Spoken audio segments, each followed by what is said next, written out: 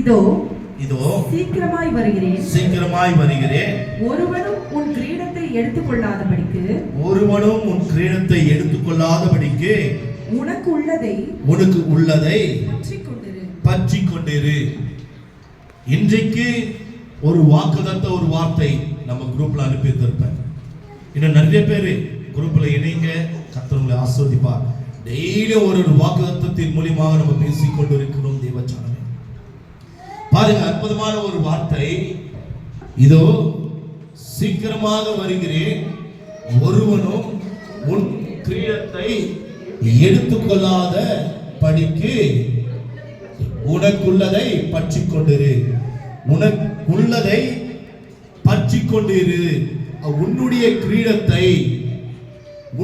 கிரீடத்தை ஒருவரும் எடுத்துக்கொள்ளாதபடிக்கு எச்சரிக்கையாயிரு. ஆண்டவரை நீ எப்பொழுது ஏற்றுக்கொண்டாயோ, நல்லா விளங்கிக் கொள்ளுங்க, இரட்சகரை நீ எப்பொழுது இரட்சிப்பின் பாத்திரமாக நீங்கள் சுதந்திரித்துக் கொண்டீர்களோ, அப்பொழுதே மகிமையான கிரீடத்தினால் ஆண்டவர் உன்னை முடி சூட்டி விடுகிறார். தேவச்சனமே, நீ அறிந்து கொள்வதற்கு முன்பாகவே நம் நேசர் உன்னை அறிந்து கொண்டிருக்கிறார்.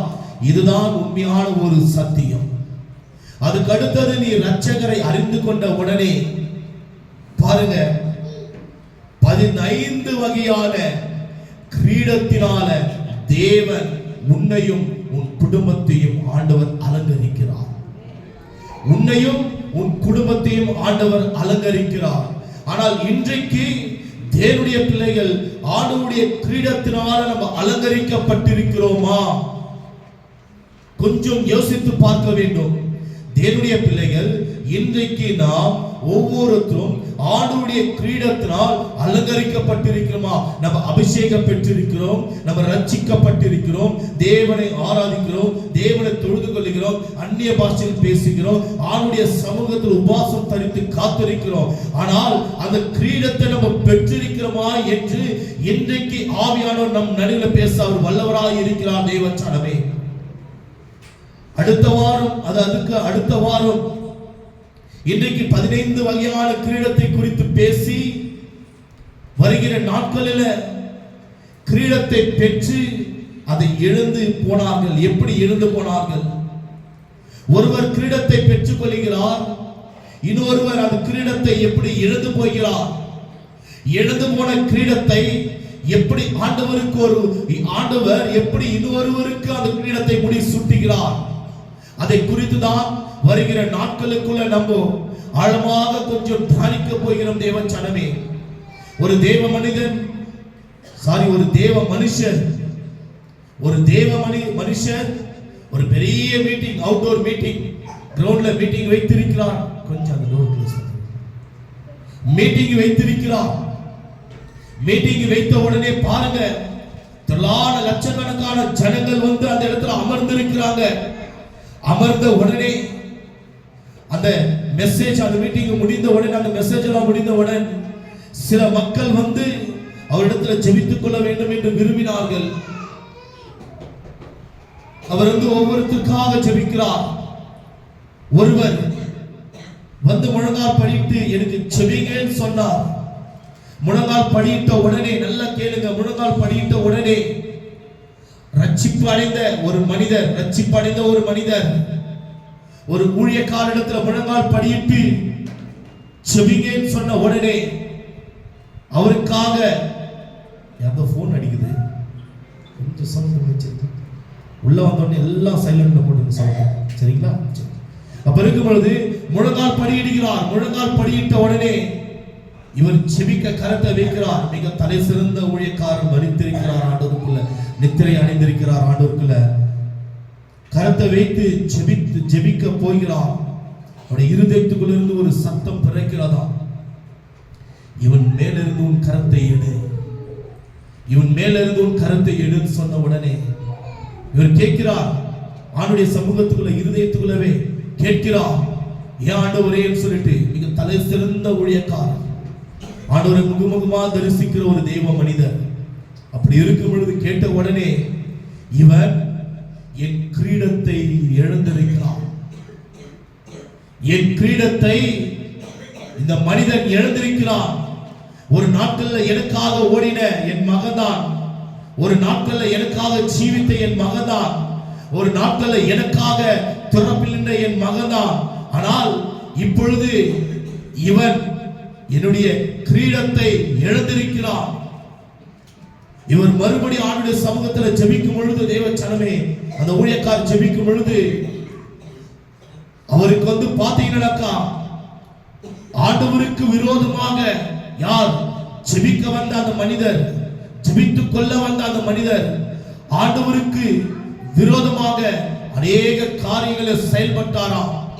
எப்படி ஆண்டவருக்கு விரோதமாக அநேக காரியங்களை செயல்பட்டிருக்கிறார் என்று சொல்லி பார்த்தால், அநேக ஊழியக்காரர்களுக்கு விரோதமாக முறுமுறுத்திருக்கிறார், அநேக ஊழியக்காரர்களுக்கு விரோதமாக குறை கூறியிருக்கிறார், அநேக ஊழியக்காரர்களுக்கு விரோதமாக எதிர்த்து நின்றிருக்கிறார். தேவச்சனமே, அநேக ஊழியக்காரர்களுக்கு விரோதமாக எதிர்த்து நின்றிருக்கிறார். அது நிமித்தம் அவர் எதுக்காக தெரியுமா ஜெபிக்க வந்தார்? தன்னுடைய சரீரத்தில் ஒரு பலவீனம், தன்னுடைய சரீரத்தில் ஒரு பலவீனம், அந்த பலவீனம் எந்த இடத்துல போனாலும் அந்த பலவீனங்கள் நீக்கப்படவில்லை. அதனாலதான் கடைசியாக அந்த தேவ ஊழியரிடத்தில் வந்திருக்கிறார். கர்த்தர் சொன்னார், உன் கரத்தை எடு, உன் கரத்தை எடு சொன்ன உடனே கரத்தை எடுத்தார். கரத்தை எடுத்த உடனே ஆண்டவரிடத்தில் மன்றாடி ஜெபிக்கும் பொழுது, இவன் என்னுடைய ஊழியக்காரர்களுக்கு விரோதமாக செயல்பட்டான், அது நிமித்தம் இவனுடைய கிரீடத்தை நான் எடுத்தேன். இதே வண்ணமாக எத்தனை பேர் ஆண்டவர் முடி சூட்டின அவருடைய கிரீடத்தை நம்ம இழந்திருக்கிறோம். ஆண்டவர் முடி சூட்டின அவருடைய கிரீடத்தை நம்ம இழந்திருக்கிறோம். கொஞ்சம் தேவனுடைய பிள்ளைகள் உற்று நோக்கி பார்க்க வேண்டும். எத்தனை ஜனங்கள் கொஞ்சம் பாருங்க. ஒருவர், நான் ஊழியக்காரர்களுக்கு விரோதமாக முறுமுறுப்பதில்லை, நான் ஊழியக்காரர்களுக்கு விரோதமாக ஊழியக்காரர்களுக்கு நான் சமாதானமாக தான் இருக்கிறேன். ஆனால் விசுவாசிகளுடைய கிரீடத்தை மாத்திரம் ஆண்டவர் எடுக்கிறாரா? இல்லை, ஊழியக்காரருடைய கிரீடத்தை கூட ஆண்டவர் எடுக்கிறார். ஊழியக்காரருடைய கிரீடத்தை கூட ஆண்டவர் எடுக்கிறார். கொஞ்ச நேரத்துக்கு வண்டி ஓடுமையா, அவ்வளவுதான். கொஞ்ச நேரத்துக்கு அந்த டவுன் இருந்தால் வண்டி ஓடிக்கொண்டிருக்கும். பெட்ரோல் இல்லைன்னா கூட வண்டி ஓடும் கொஞ்ச நேரத்துக்கு, அவ்வளவுதான். ஆனால் அந்த இலக்கத்தை அடைய முடியாது, அந்த இலக்கத்தை அடைய முடியாது. எத்தனை ஊழியக்காரர்கள் ஆண்டுடைய கிரீடத்தை எழுந்திருக்கிறார்கள் தெரியுமா? எத்தனை விசுவாசிகள் ஆண்டுடைய கிரீடத்தை எழுந்திருக்கிறார்கள் தெரியுமா? ஐயா, ஆண்டவர் அவருடைய மகிமையான கிரீடத்தை இந்த வெல்ல மறுபடியும் அவருடைய பிள்ளைகளுக்கு அவர் முடி சூட்ட வல்லவராய் இருக்கிறார். நீ எதை இழந்தாலும் ஆண்டுடைய கிரீடத்தை மாத்திரம் நீ எடுக்க கூடாது. நீ எதை இழந்தாலும் ஆண்டுடைய கிரீடத்தை மாத்திரம் நீ எடுக்க கூடாது. இதை நீ விலகிக் கொள்ள வேண்டும். நீ ஆண்டுடைய கிரீடத்தை எடுக்கும் பொழுது என்னென்ன தெரியுமா நடக்கும்? வியாதிகள் வரும். நீ ஆண்டுடைய கிரீடத்தை எடுக்கும் பொழுது என்ன தெரியுமா வரும்? போராட்டங்கள் வரும், துக்கங்கள் வரும், கண்ணீர்கள் வரும், வியாதிகள் வரும், பற்றாக்குறைகள் வரும், கடன் பிரச்சனைகள் வரும். சிக்கி தவிப்போம், விடுதலை ஆக முடியாது. சிக்கி தவிப்போம், விடுதலை பெற முடியாது.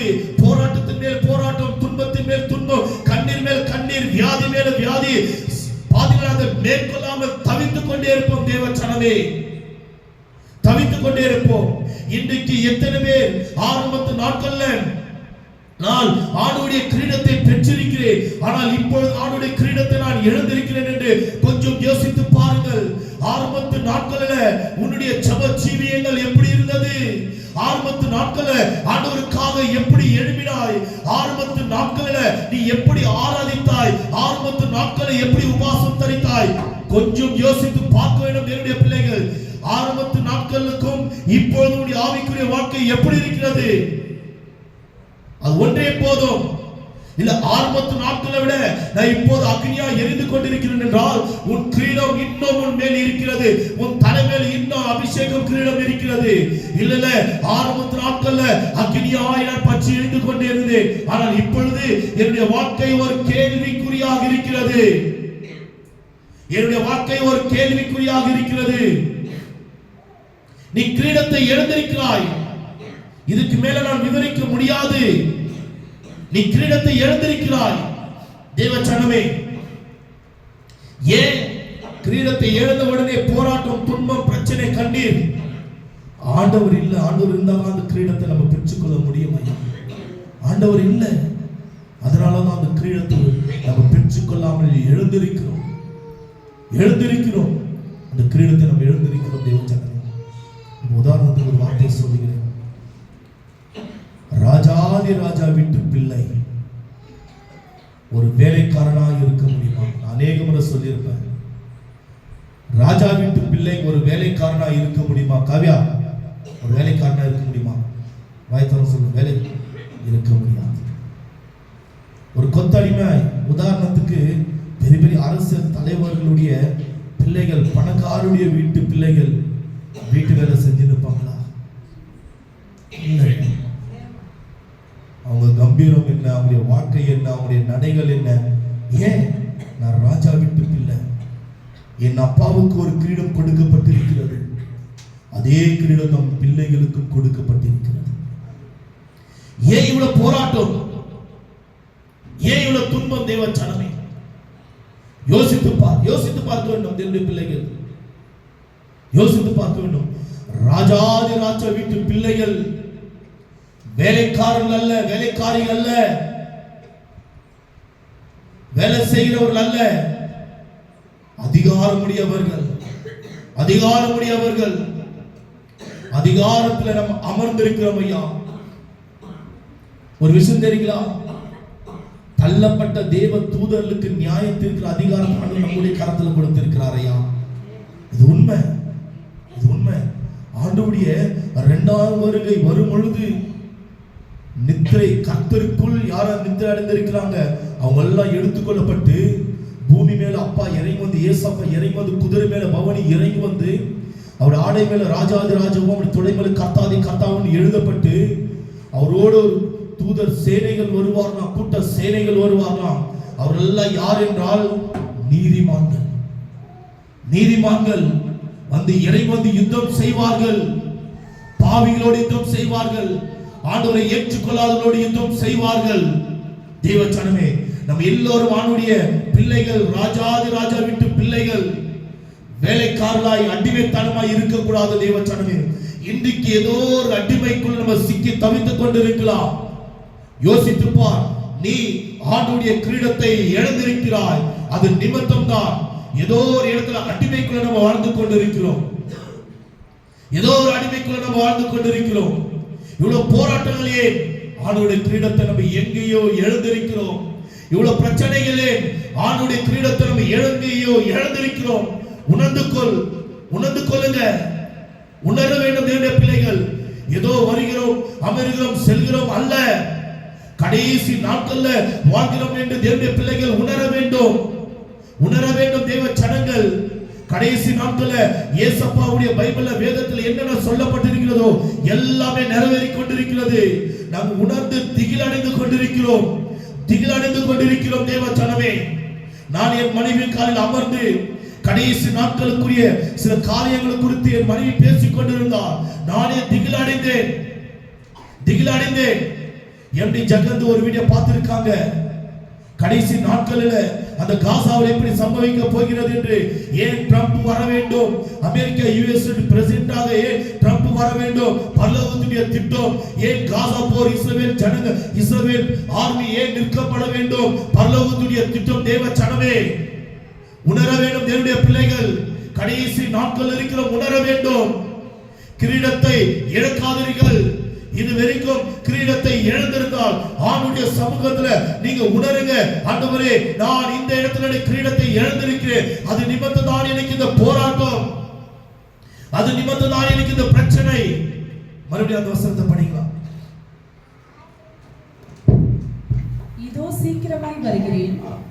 ஒருவனும் உன் கிரீடத்தை எடுத்துக் கொள்ளாதபடிக்கு உனக்குள்ளதை பற்றி கொண்டிரு.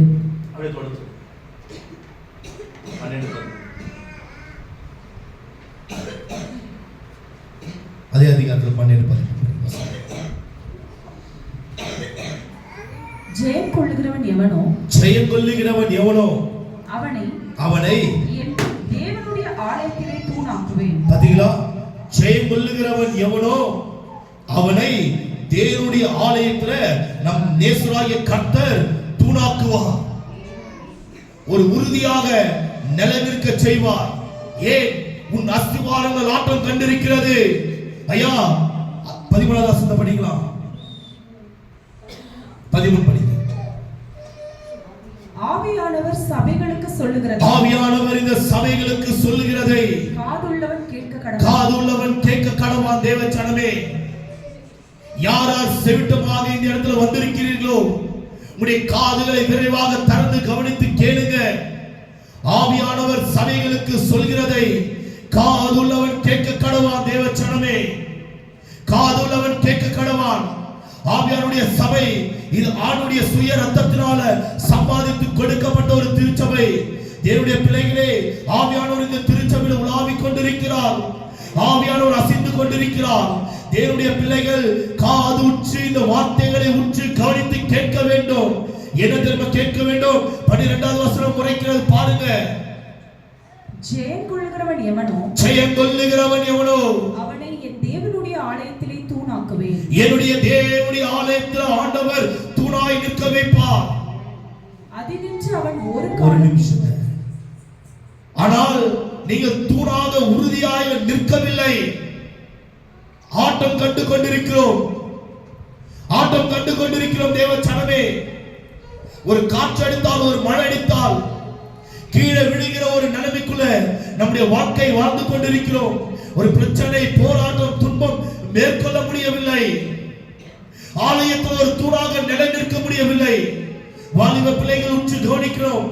ஆலயத்தில் ஒரு தூணாக தேவனுடைய பிள்ளைகள் நிலைநிற்க வேண்டும். ஆனால் நம்முடைய வாழ்க்கை எப்படி இருக்கிறது? ஆலயத்தில் ஒரு தூணாக நிலைநிற்கவில்லை. எதன் மேல் அஸ்திவாரம் போடப்பட்டிருக்கிறோம்? மணலின் மேல் கட்டப்பட்டிருக்கிறோம். மணலின் மேல் கட்டப்பட்ட வீடு உறுதியாய் நிலைத்து நிற்காது. காற்றடித்தால், மழை அடித்தால், புயல் காற்று வந்தால், ஒரு சின்ன ஒரு சேதம் ஏற்படுத்தினாலும் அந்த வீடு விழுந்துவிடும். இன்றைக்கு நம்ம வாழ்கிற வாழ்க்கை விழப்பட்ட ஒரு வாழ்க்கையாக நம்ம வாழ்ந்து கொண்டிருக்கிறோம். தேவச்சனமே, ஏன் நம்முடைய கூடாரங்கள் அஸ்திவாரமாக இல்லை? ஆலயத்தில் ஒரு தூணாக நிலை நிற்க முடியவில்லை. அப்படி நிலை நிற்பவர் எப்படி தெரியுமா இருப்பார்கள்? படிங்க. அதினின்று அவன் ஒரு காலம் நீங்குவதில்லை. இல்ல, பரிசுத்தத்தை படிங்க. ஆலயத்திலே தூணாக்குவேன், அது நின்று அவன் ஒரு காலமும் நீங்குவதில்லை. என் தேவனுடைய நாமத்தையும் என் தேவனால் பரலோகத்தில் இருக்கிற புதிய எருசலேமாகிய என் தேவனுடைய நகரத்தின் நாமத்தையும் என் புதிய நாமத்தை அவன் மேல் எழுதுவேன். அதை மாத்திரம் கொஞ்சம் பேசப்படி. தமிழ்ல கொஞ்சம் பேசப்படும். அது எழுத்து மேல இருக்கிறதுனால நமக்கு தெரியல. தமிழ் மாத்திரம் கொஞ்சம் பேசப்படும்.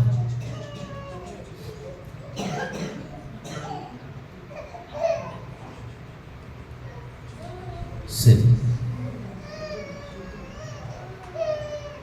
இருக்குங்களா? சரி, பரவாயில்ல. நன்றி.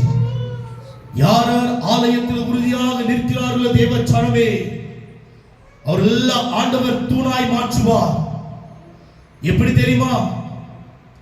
கிரீடத்தை யார் பெற்றுக் கொண்டிருக்கிறார்களோ ஒரு புயல் காற்று அடித்தாலும் கீழே விழுந்து போக மாட்டீர்கள்.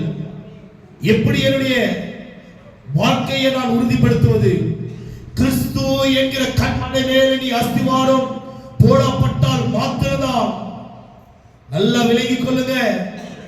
கிறிஸ்து என்கிற இயேசுவானவர் மேல அஸ்திவாரம் போடப்பட்டால் மாத்திரம்தான் உன்னுடைய ஆவிக்குரிய வாழ்க்கை, இந்த உலகத்தில் வாழ்கிற வாழ்க்கை உறுதியாக நிலைத்து நிற்கும். தேவச்சனமே, எவ்வளவு போராட்டங்கள் வந்தாலும், எவ்வளவு துன்பங்கள் வந்தாலும், எவ்வளவு கண்ணீர்கள் வந்தாலும், எவ்வளவு சாத்தானுடைய நாசமோச காரியங்கள் வந்தாலும், ஜெய கிறிஸ்து நம்மளோடு இருக்கும் பொழுது அவர் ஜெயத்தை கொடுப்பார். ஏன் எதிர்த்தாலும் தோல்வி தோல்வி தோல்வி தோல்வி? கிறிஸ்துவின் மேல் அஸ்திவாரம் போடல. ஐயா, ஏசப்பா மேல அஸ்திவாரம் போடல, ஏசப்பாக்குள்ள அஸ்திவாரம் போடல. அதனாலதான் பிரச்சனைகள், அதனாலதான் போராட்டங்கள். கிரீடத்தை ஒருவனும் எடுத்துக்கொள்ளாதபடி எச்சரிக்கையாயிருங்க. எச்சரிக்கையாயிருக்க வேண்டும் தேவனுடைய பிள்ளைகள். உன் கிரீடத்தை ஒருவருக்கும் நீ விற்று கொடுக்க கூடாது. உன் கிரீடத்தை நீ ஒருவருக்கும் விற்று கொடுக்க கூடாது. வருகிற நாட்களில் ஆண்டவர் முடிசூட்டினார் கிரீடத்தை. ஆனால் முடிசூட்டினவர்கள் இழந்து விட்டார்கள்.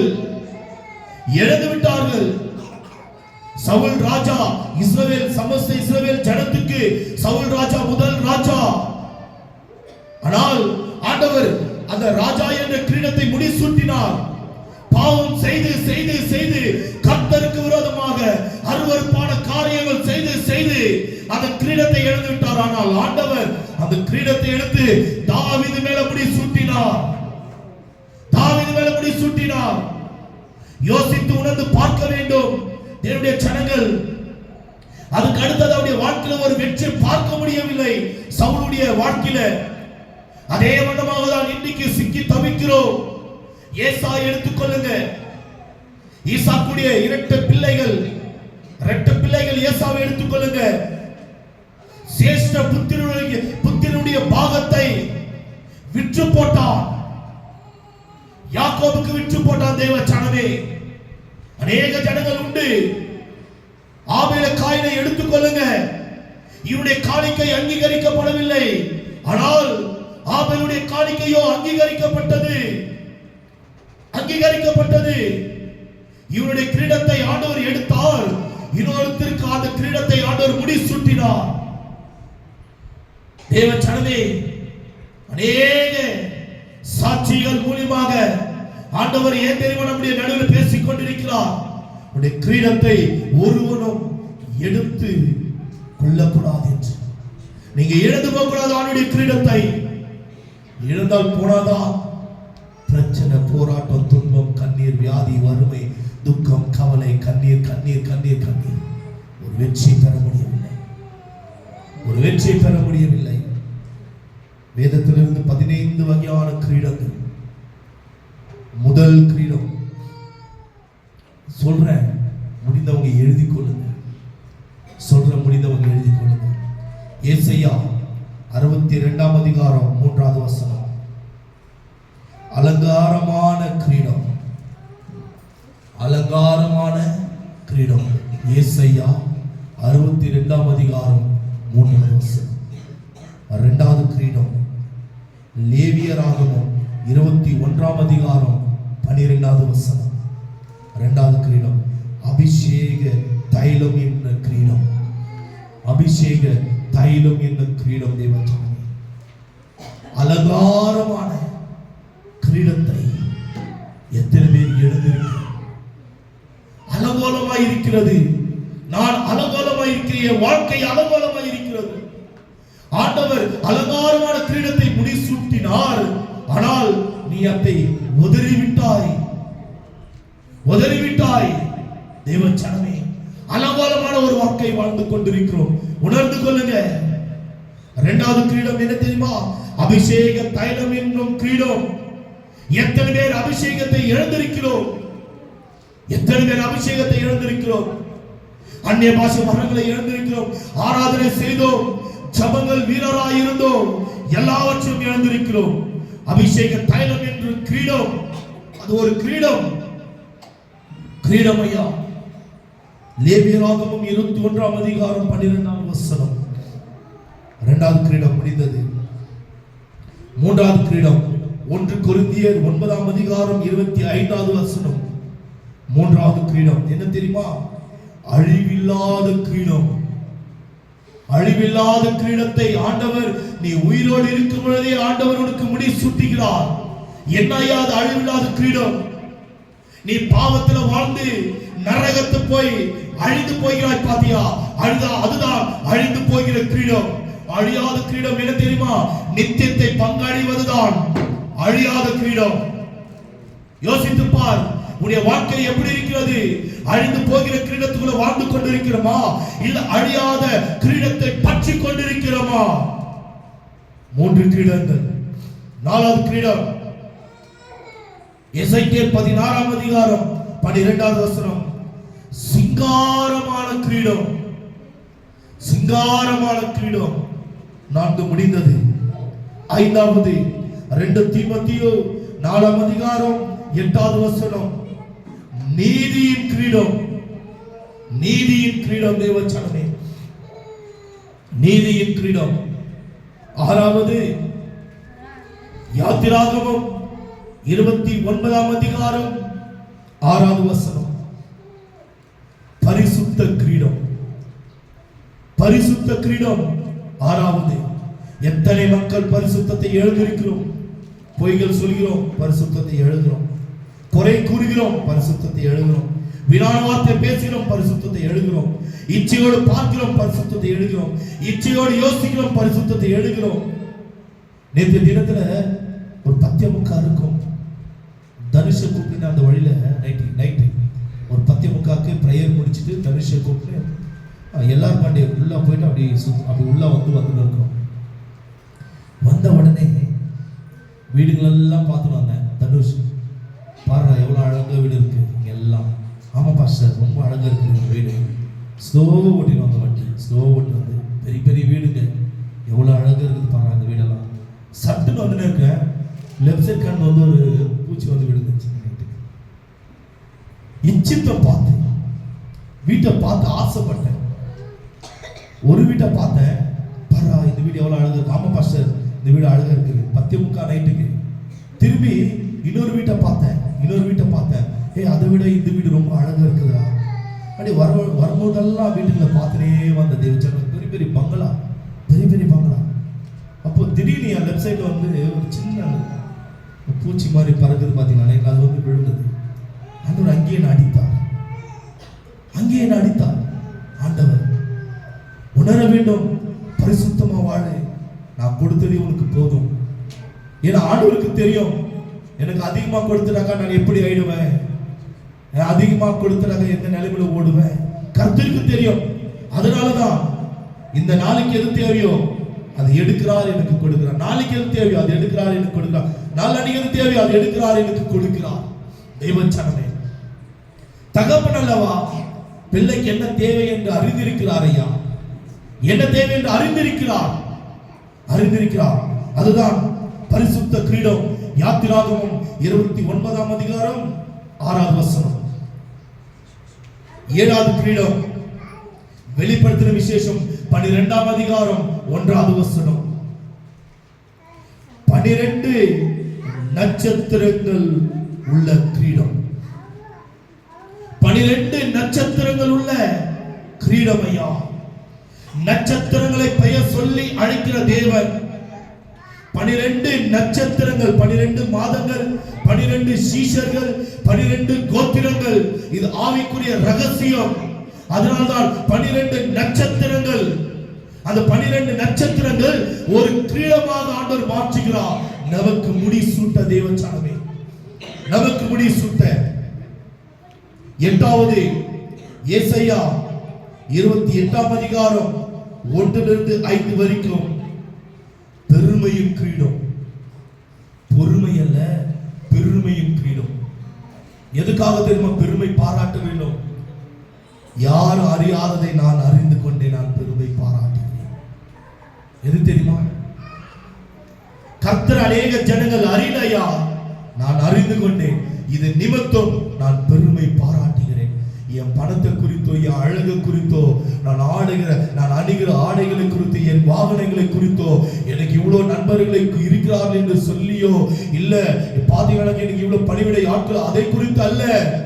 என் இரட்சகரை அறிகிற அறிவை நான் அறிந்து கொண்டேன். பெருமை பாராட்டுகிறேன். ஐயா, பெருமை கிரீடம். பொறுமை அல்ல, பெருமை கிரீடம். ஏசாயா 28ஆம் அதிகாரம் 1 - 5 வசனங்கள். 8 முடிந்தது. 9 பொற்கிரீடம். சங்கீதம் 21ஆம் அதிகாரம் 3வது வசனம். பொற்கிரீடத்தை ஆண்டவர் முடி சூட்டுகிறார். 9 முடிந்தது. 10 நீதிமொழிகள் 4ஆம் அதிகாரம் 9வது வசனம். நீதிமொழிகள் 4ஆம் அதிகாரம் 9வது வசனம். மகிமையின் கிரீடம். மகிமையாய் ஆண்டவர் உன்னை நடத்துவார்.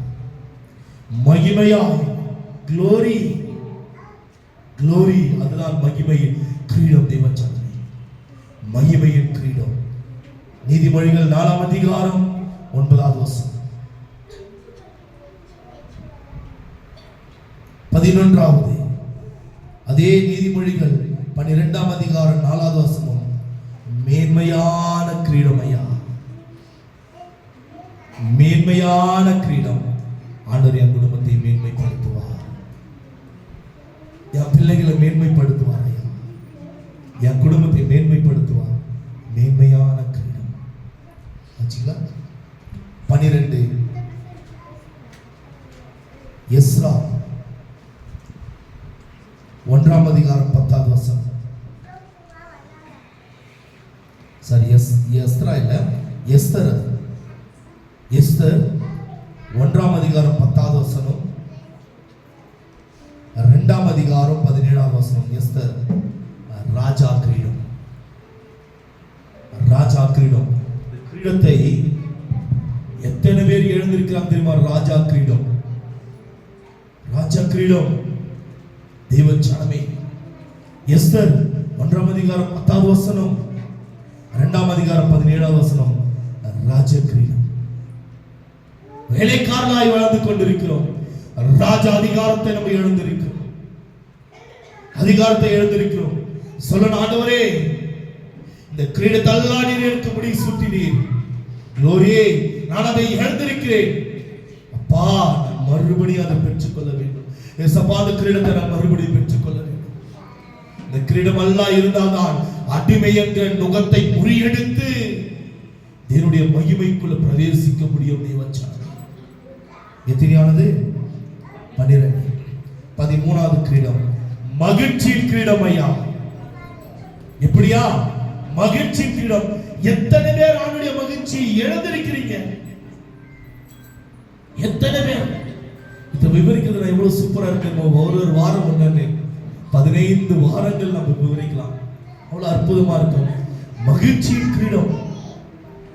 மகிழ்ச்சி யாரால் இழந்திருக்கிறீங்க? யோசித்து பாருங்க, யோசித்து பாருங்க.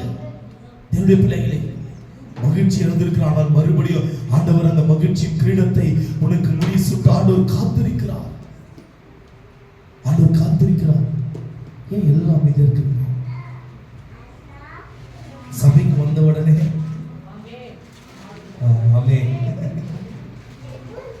சபைக்கு வந்த உடனே மாடுகள் மாறுகிறது. ஆண்டவரை ஸ்தோத்தரித்துக் கொண்டே இருக்கணும். தேவச்சனம், நீ ஸ்தோத்தரிக்கும் பொழுது, ஆண்டவருடைய துதிகளை நீ ஏறெடுக்கும் பொழுது, சடன் என்ற அந்த வல்லமை எப்பொழுது உன்னை நிரப்பி கிரீடத்தை குறித்து பேசிக் கொண்டிருக்கிறோம் அல்லவா? அந்த கிரீடத்தினால் ஆண்டவரை அபிஷேகித்து விடுவார். 15 கிரீடத்தை வைத்து ஆண்டவர் காத்திருக்கிறார். இந்த வெள்ள என் பிள்ளைகளை நான் அபிஷேகிக்க. எத்தனை கிரீடமானது? 13ங்களா? சரி, வசனமா 1 தெசலோனிக்கேயர் 2ஆம் அதிகாரம் 19வது வசனம். தெசலோனிக்கேயர் 2ஆம் அதிகாரம் 19வது வசனம். மகிழ்ச்சியின் கிரீடம். 1 பேதுரு 5ஆம் அதிகாரம் 4வது வசனம். 14வது கிரீடம், வாடாத கிரீடம். ஒரு நிலம் ஒரு சொட்டு மழைக்காக ஏங்கி தவித்துக் கொண்டிருக்கிறது. இப்பொழுது மழை வந்து என்னை நிரப்பும் என்று அந்த நிலங்கள் காய்ந்திருக்கிறது. ஒரு மரம் காய்ந்த நிலவில் இருக்கிறது. ஒரு துளி இலை கூட இல்லை. கிளைகளெல்லாம் காய்ந்திருக்கிறது. வாடி இருக்கிறது ஐயா, வாடி இருக்கிறது. ஜீவ நதியை ஆண்டவர் கொடுக்க காத்திருக்கிறார். உன்னை செழிப்பாக மாற்ற ஆண்டவர் காத்திருக்கிறார். வாடி இருக்கிறது உன்னுடைய வாழ்க்கை, வாடி இருக்கிறது. ஒரு சொட்டு மழைக்காக ஏங்கி தவித்துக் கொண்டிருக்கிற ஒரு நிலையில வாடி இருக்கிறோம், வாடி இருக்கிறோம். ஆனால் ஆண்டவர் வாழாத ஜீவ கிரீடத்தை உனக்கும் எனக்கும் முடி சூட்ட போகிறார். ஆமென். வாழாத ஜீவ கிரீடத்தை முடி சூட்ட போகிறார். கடைசியாக யாக்கோபு 1ஆம் அதிகாரம் 12வது வசனம். ஜீவ கிரீடம். கடைசியாக என்ன தெரியுங்களா? ஜீவ கிரீடம். ஜீவனுக்கு போற கிரீடம் ஐயா. இந்த கிரீடம் இருந்தால்தான் ஜீவ புத்தகத்தினுடைய பெயர் எழுத முடியும். அதனால்தான் ஜீவ கிரீடம். 15 வகையான கிரீடங்கள். அது அப்படியே வாட்ஸ்அப் குரூப்ல அனுப்பிச்சிருக்க முடிந்தா அப்படியே வாட்ஸ்அப் குரூப்ல அப்படியே ஷேர் பண்ணுங்க எல்லாருக்கும். 15 வகையான கிரீடங்கள் நான் எழுதினது கூட தமிழ்ல இருக்கு. அந்த போட்டோ பிடிச்சு நான் இந்த குரூப்ல ஷேர் பண்றேன். குரூப்ல வாங்க, நிறைய பேர் யார் வரலையோ குரூப்ல வாங்க. டெய்லியும் ஒரு வாக்குத்தத்தம், ஒரு வாக்குத்தத்தம், ஒரு வாக்குத்தத்தம். அப்படி இருக்கும்போது பாருங்க, ஜீவ கிரீடம். இந்த 15 கிரீடத்தை தேவ ஜனமே எழுந்திருக்கு. அதனாலதான் போராட்டம், அதனால்தான் பிரச்சனைகள், அதனாலதான் துன்பங்கள், அதனால்தான் கண்ணீர்கள், அதனால்தான் வியாதிகள், வறுமைகள், பற்றாக்குறையில சிக்கி தவிக்கிறோம். கொஞ்சம் யோசித்து பாருங்க. 15 வகையான கிரீடம். இந்த 15 வகையான கிரீடத்துக்குள்ள நம்ம வாழ்ந்து கொண்டிருக்கிறோமா? ஒரு கிரீடத்தை எழுத கூட தேவ ஜனமே பரலோக மோட்சத்தை அடைய முடியாது. ஒரு கிரீடத்தை எழுத கூட நித்திய ஜீவனை அடைய முடியாது. கடைசியாக என்ன தெரியுமா? ஜீவ கிரீடம். ஆண்டவர் ஜீவ கிரீடம், அந்த ஜீவனுக்கு பிரவேசிக்கிற கிரீடம், ஜீவ புத்தகத்தில் எழுதப்படுகிற கிரீடம். அநேக விசுவாசிகள் எழுந்திருக்கிறார்கள், அநேக ஊழியக்காரர்கள் எழுந்திருக்கிறார்கள். மறுபடியும் நம் இரட்சகர் அவருடைய பிள்ளைகளுக்கு இந்த கிரீடத்தை முடி சூட்ட வேண்டும் என்று ஆண்டவர் விரும்புகிறார் ஐயா. இந்த போராட்டம், இந்த பிரச்சனை, இந்த உபத்திரத்திலிருந்து தேவனுடைய பிள்ளைகள் விடுதலையாக வேண்டும். மறுபடியும் படிக்கலாம். 3ஆம் அதிகாரம் வெளிப்படுத்தின விசேஷம் 11ஆவது வசனம். 11. இதோ சீக்கிரமாய் வருகிறேன், ஒருவனும் உன் கிரீடத்தை எடுத்துக்கொள்ளாதபடிக்கு உனக்கு உள்ளதை பற்றி கொண்டிரு. ஆண்டவர் சீக்கிரமாய் வரப்போகிறார். இந்த 15 கிரீடத்தை ஆண்டவருக்கு முடி சூட்டி இருக்கிறார். இந்த கிரீடத்தை ஒருவரும் எடுத்துக் கொள்ளக்கூடாது. அற்பமாய் எண்ணாதே. கிறிஸ்துவுடைய வாழ்க்கையை நீ அற்பமாய் எண்ணாதே. இது மகிமையானது, இது பரிசுத்தமானது, இது மகத்துவமானது. உன்னை நித்தியத்துக்கு கொண்டு போகிற ஒரு வாழ்க்கை. இந்த வாழ்க்கையை நீ அற்பமாய் எண்ணாதே. 15 ஜீவ கிரீடம். அந்த 15 ஜீவ கிரீடத்தை, எந்த கிரீடத்தை நீ எழுந்திருக்கிறாய்? நீ அமர்ந்து ஆண்டுடைய சமூகத்துல யோசித்து சிந்தித்து பார்க்க வேண்டும். ஏன் இந்த போராட்டம்? ஆண்டவரே, இந்த கிரீடத்தை நான் எழுந்திருக்கிறேன். ஏன் இந்த கவலை? இந்த கிரீடத்தை நான் எழுந்திருக்கிறேன் ஆண்டவரே. ஏன் தெரியும் ஆண்டவர் இந்த வசனத்தை கொடுக்கிறார்? இந்த வார்த்தை மூலமா ஆண்டவர் பேசியிருக்கிறார். நீ எழுந்து போனதை மறுபடியும் உனக்கு முடி சூட்டதான் தேவச்சானே. ராஜாதி ராஜா வீட்டு பிள்ளைங்க, வேலைக்காரர்கள் இல்லையா, ராஜாக்கள், ராணிகள், ராஜாத்திகள், ராஜாக்கள், ராஜாத்திகள். இதை உணர வேண்டும். நான் ராஜாதி ராஜா வீட்டு பிள்ளை, நான் வேலைக்காரர் அடிமை என்கிற நுகத்தை இந்த நாளில் நான் முறியடிக்கிறேன். ஆமென் சொல்லணும். நான் ராஜாதி ராஜா வீட்டு பிள்ளை, நான் ராஜா அடிமை என்கிற நுகத்தை நான் முறியடிக்கிறேன். இயேசுவின் நாமத்தினால் அதிகாரம் உடையவர்கள், அத்தாரிட்டி உள்ளவர்கள், நம் எல்லோரும் அதிகாரம் உள்ளவர்கள். தேவனுடைய பிள்ளைகளே, அதிகாரம் உள்ளவர்கள். ஏன் நம்முடைய வாழ்க்கை தலை குனிந்த ஒரு நிலைமை? கிரீடத்தை இழந்திருக்கிறோம். ராஜா என்கிற ஆசனத்தில் அமராமல் கிரீடத்தை இழந்திருக்கிறோம். ராஜா என்கிற சிம்மாசனத்தில் அமராமல் கிரீடத்தை இழந்திருக்கிறோம். அதனாலதான் தலை குனிந்து வெட்கப்படுகிறோம். மறுபடியும் நீ பெற்றுக்கொள், மறுபடியும் நீ பெற்றுக்கொள். 15 வகையான கிரீடத்தை நீ பெற்றுக்கொள். வாட்ஸ்அப்ல அனுப்புறோம். நான் எழுதி வச்சதோட போட்டோ பிடிச்சு உங்களுக்கு குரூப்ல அனுப்புறேன். கை வைத்து ஜெபிங்க. இல்ல நீங்க எழுதுங்க, நீங்க எழுதுங்க. பிள்ளைங்க எழுதணும், வாலிப பெண் பிள்ளைங்க எழுதணும், ஆண் பிள்ளைங்க எழுதணும். இதெல்லாம் எழுதி வைக்கணும், நல்லா எழுதி வைக்கணும். சரியா?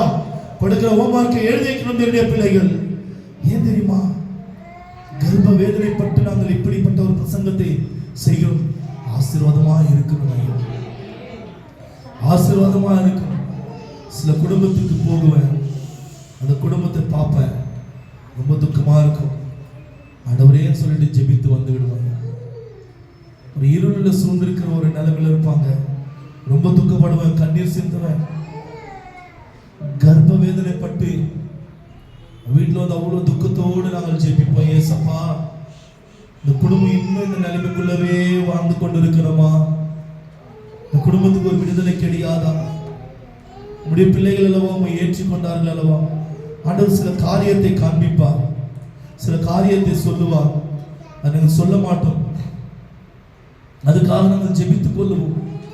யோசிப்பேன், இயேசுவே ஆசீர்வதிங்க, நீங்க சொன்னதை நான் சொல்றேன், ஆசீர்வதிங்க, அவங்களை ஆசீர்வதிங்க, அவங்க கீழ்ப்படிவாங்க, ஆசீர்வதிங்க தகப்பனே. எல்லா பிரச்சனையிலிருந்து தேவனுடைய பிள்ளைகள் விடுதலையாகணும். என்ன பாருங்க, என்ன பாருங்க, எல்லா பிரச்சனையிலிருந்து தேவனுடைய பிள்ளைகள் விடுதலை ஆகணும். எல்லா போராட்டத்திலிருந்து தேவனுடைய பிள்ளைகள் விடுவிக்கப்படணும். ஒரு சமாதானத்தை, சந்தோஷத்தை தேவனுடைய பிள்ளைகள் பெற்றுக்கொள்ள வேண்டும். அதனால தான் இரவும் பகலும் ஏன் இந்த குரூப்ல இவ்வளவு பிரேயர்கள் நம்ம நடத்த வேண்டும். ஜெயின் பிரேயர் சொன்னேன், எனக்கு போன சண்டே நான் சொன்ன உங்களுக்கு திங்கட்கிழமை 6 மணிலிருந்து ஜெயின் பிரேயர் ஆரம்பிக்கலாம். ஒருவரை எனக்கு கால் பண்ணி அதை ஞாபகப்படுத்தினேன். எனக்கு ஞாபகம் இருக்கு, ஒருவரை எனக்கு அதை பத்தி சொல்லல. நான் இப்படிதானே சொன்னேன், ஜெயின் பிரேயர் ஆரம்பிக்கலாம், காலைல 6 மணிலிருந்து நம்ம ஆரம்பிக்க போறோம் சொல்லிட்டு. நீங்க எந்த நேரத்தில் ஜெபிக்கிறீங்களோ எனக்கு நேரத்தை சொல்லுங்கன்னு சொன்னேன். ஒருவரும் சொல்லல. சரி, ஆனால் 8:30 மணிக்கு வாட்ஸ்அப்ல குரூப் ஃபோன் மூலியமா நம்ம கொண்டு வர போகிறோம். தெய்வச்சானமே, எல்லாரும் அந்த பிரேயர்ல பங்கு கொள்ளுங்க. ஒரு 1/2 மணி நேரம் இப்படி வாழ்க்கை நிலைமை மாறுவதற்கு. ஆனால் காலையில பிரேயர், காலையில நடக்கும். அது ஒரு ஜெப வீரராக ஆண்டவர் மாற்றி விட்டார் அந்த குரூப்பை. உண்மையிலே சொல்லுங்க, கன்னியூஸ் பயங்கரமா இருக்கு அந்த பிரேயர்.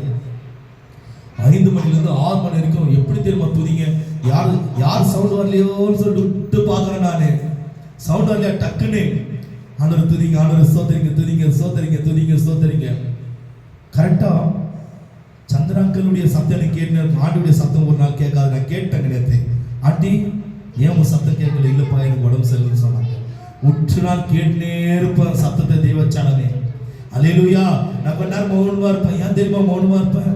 யார் துதிக்கிறாங்க, யார் அமைதியாகிறாங்க பார்க்கலாம் சைலண்டா இருப்பேன். திடீர்னு பார்த்தா அவங்க சவுண்டு கம்மியா இருக்கும். சோது போகாதீங்க, துதிங்க, துதிங்க, துதிங்க, துதிங்க. ஏன் விடுதலை ஆகணும், விடுதலை ஆக்கப்பட வேண்டும் தேவனுடைய பிள்ளைகள்.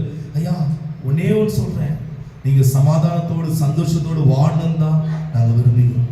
பரிசுத்தத்தோடு வாழணும் தான் நாங்க விரும்புகிறோம். ஐயா, அசுத்தமான ஒரு வாழ்க்கை, இந்த உலக ரீதியில வாழ்கிற ஒரு வாழ்க்கை போல, சேத்துல வாழ்கிற ஒரு வாழ்க்கை போல இல்ல, பரிசுத்தமாக அலங்காரமான ஒரு வாழ்க்கை வாழணும் தான். ஒரு நோயினோடு இல்லாத சுகத்தோடு பலத்தோடு கீழ்ப்படிந்து பிள்ளைகளுக்கு தாய் தகப்பனுக்கு பிள்ளைகள் கீழ்ப்படிந்து அப்படிப்பட்ட ஒரு வாழ்க்கை வாழ வேண்டும் என்று தான் நாங்கள் போதிக்கிறோம். ஐயா, உங்களுக்கு நீங்கள் அப்படி இருக்க வேண்டும் என்று நாங்கள் உங்களுக்கு கற்றுத் தருகிறோம். பரிசுத்தத்தோடு வாழ வேண்டும் என்று தான் நாங்கள் கற்றுத் தருகிறோம். தெய்வச்சானமே, அதனால்தான். ஆனா நீ எப்படி பரிசுத்த இந்த மாதிரி ஜபத்துல கலந்து கொண்டால்தான் உன்னுடைய ஆவிக்குரிய வளர்ச்சியோடு நீ பரிசுத்தமாய் மாற முடியும். இல்லை என்றால் மாற முடியாது, ஆசீர்வாதத்தை பெற முடியாது. இதை உணர வேண்டும் தேவனுடைய பிள்ளைகள், இதை உணர வேண்டும். ஜபத்துல கம்பல்சரி கலந்து கொள்ளுங்க.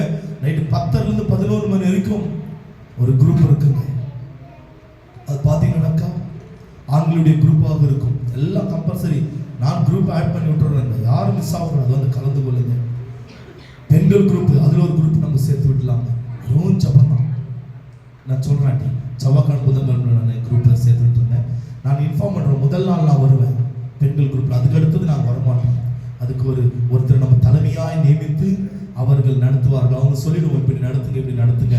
அதுக்கு அடுத்தது ஆவியானவர் அவங்களை எப்படி லீட் பண்ணி கொண்டு போறாரோ, எப்படி லீட் பண்ணி கொண்டு வராரோ ஆண்டவர் அவங்களை கொண்டு போவார். தேவச்சனமே, ஜெபித்து நிற்கும். இந்த குரூப்ல எப்படி தெரியுமா, நல்லா ஜெபிக்கிறவங்க தான் ஒரு தலைமையாய் வர முடியும். நீங்க ஜெபிங்க, இன்னும் 3 நாள் இருக்கு.